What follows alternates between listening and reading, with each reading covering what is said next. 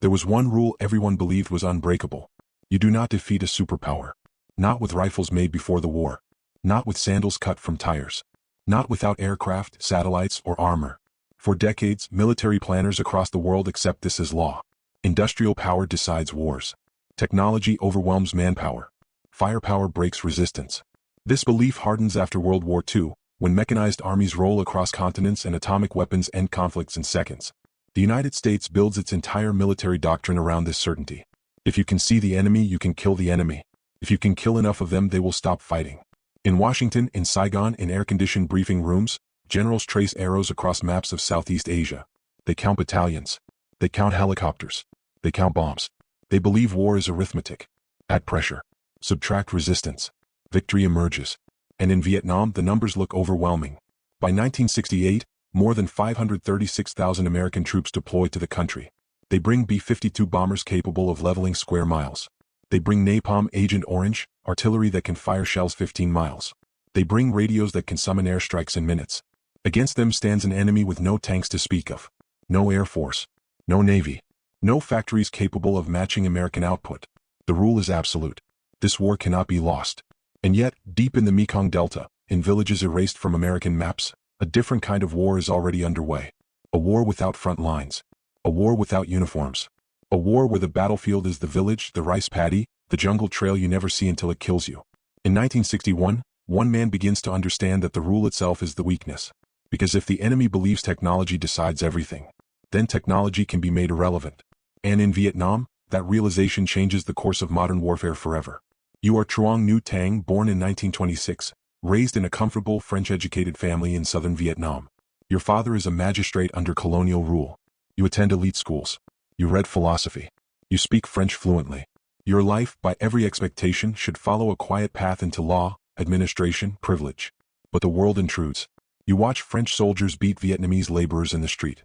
You see villages burn for refusing to pay taxes. You listen as your country is discussed as property, not a nation. By the time you reach your 20s, the choice is already made. You join the resistance. At first, it is about independence, about dignity, about refusing to kneel. But as the French leave and the Americans arrive, something changes. This is no longer a colonial war. This is a war against a machine. By the early 1960s, you are a political cadre in the National Liberation Front, moving through villages in the Mekong Delta. Your job is not to fight with a rifle. Your job is more dangerous. You organize. You persuade. You listen. You sit with farmers at night by oil lamps, explaining why this war matters. You help establish underground networks. You memorize faces. You learn who can be trusted, who cannot, who will break under pressure. You learn the terrain not from maps but from footsteps. The Americans call this area pacified. But you know the truth. Pacification exists only on paper. Strategically, Vietnam is a nightmare for conventional armies. Dense jungle. Seasonal floods. Villages that look identical from the air.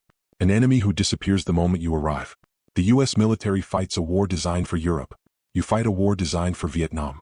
And the stakes are absolute. If the Americans succeed, your country becomes a permanent outpost of foreign power.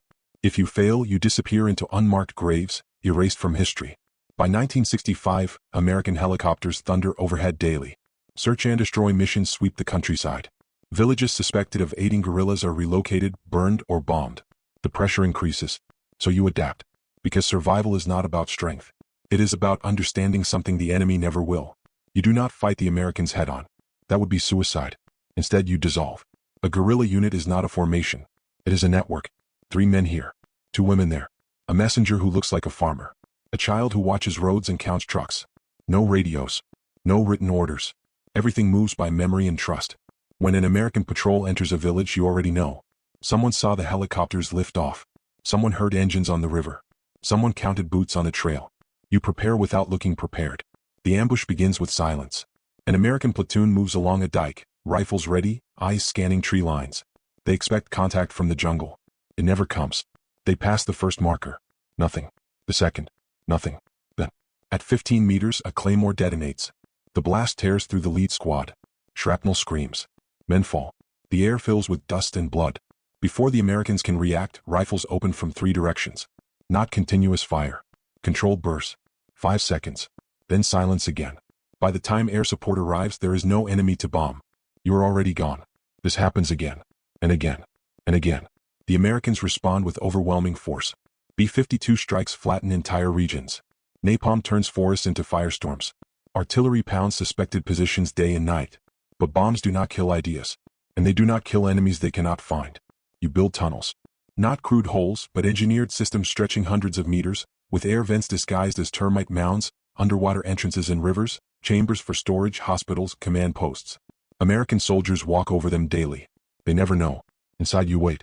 You count seconds between footsteps. You feel vibrations through the earth. You smell the chemicals they pour down vents.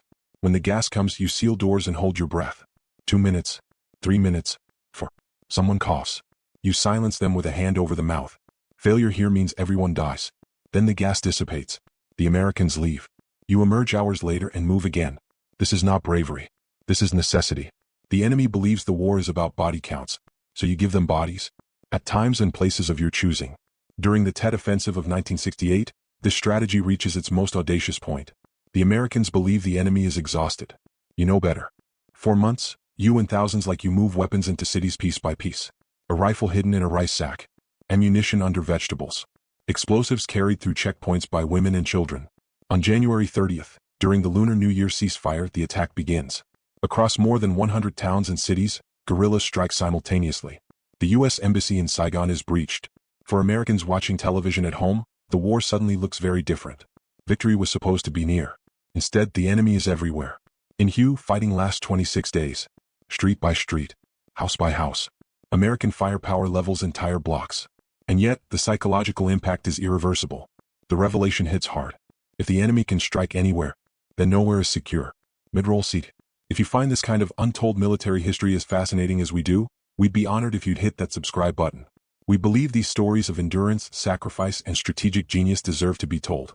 And by subscribing, you help us ensure they aren't forgotten. After Tet, the Americans escalate further. More bombs. More troops. More pressure. But something fundamental has broken. Their strategy depends on breaking your will. They cannot measure will. They cannot bomb it. You continue to organize villages. You continue to adapt. If helicopters dominate daylight, you move at night. If radios are intercepted, you use runners. If supply lines are cut, villagers share what little they have. The Americans deploy new technology, sensors dropped from aircraft to detect movement. You learn their patterns. You trigger them with animals. With rain. With deception. Each countermeasure creates a countermeasure. And slowly, imperceptibly, the cost rises. Not just in casualties. In confidence. American soldiers begin to ask questions. Why are we here? Who is the enemy? How do you win a war with no front line? By 1970, the war grinds on with no clear path to victory. You have not defeated the superpower in battle. You have done something far worse. You have denied it victory. What the Americans do not understand, at least not at first, is that the battlefield was never Vietnam alone. It was perception. After Tet, U.S. public support collapses. Protests erupt across American cities. Trust in government statements erodes. Military analysts begin rewriting doctrine. Search and destroy fails. Body counts lie. Technology cannot substitute for legitimacy. The war forces a reckoning. Counterinsurgency becomes a field of study. Guerrilla warfare is no longer dismissed as primitive. From Latin America to the Middle East, movement study Vietnam.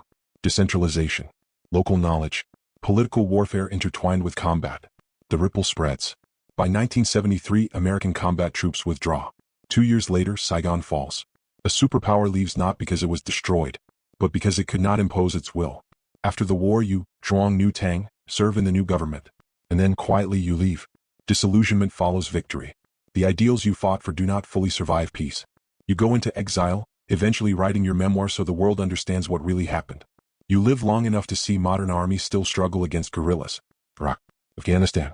Conflicts where technology dominates the sky but not the ground. The lesson endures. Wars are not won by machines alone.